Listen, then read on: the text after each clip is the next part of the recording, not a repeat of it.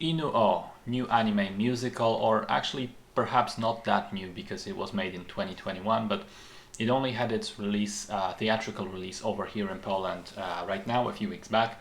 So for my purposes, I'm treating this as a 2025 release. It's a crazy mashup of genres, being a rock opera set in the historical period of feudal Japan. Two main characters. Tomona is a young kid who gets blinded in an accident and then joins a musicians guild to become a great instrumentalist with an ambition to find the long lost stories of a clan defeated years ago in a war and tell those stories through song. And then he meets Inu-Oh, who is a kid who's horribly disfigured by a weird curse. He's a freak, essentially a monster, physically speaking, and he wants to become a world famous dancer. As it turns out, his curse is being caused by ghosts of the defeated clan warriors following him around until their stories are finally told. So, as you may guess, these two naturally team up.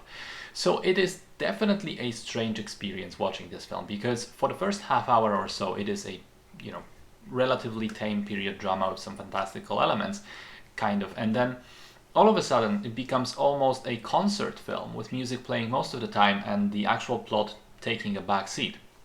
It is definitely not a plot-driven movie and not even characters-driven movie. It's a music-driven movie.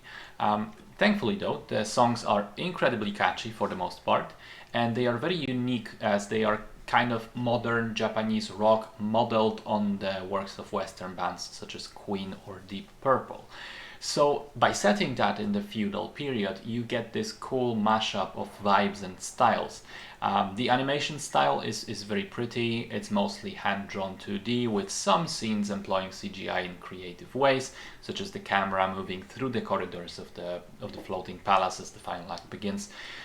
In terms of the story, as I said, it's not the most important element, but it is weird and seemingly going nowhere, introducing some random elements here and there until a big reveal in the final act sort of recontextualizes it and makes the whole thing, or almost the whole thing, click together. Look, it's not normally my type of movie. I'm not a fan of musicals generally speaking, but I will admit that this was successful at what it tried to do. It's certainly not for everyone, and it's certainly a unique blend of styles. Looks pretty, sounds great. I liked it for what it was.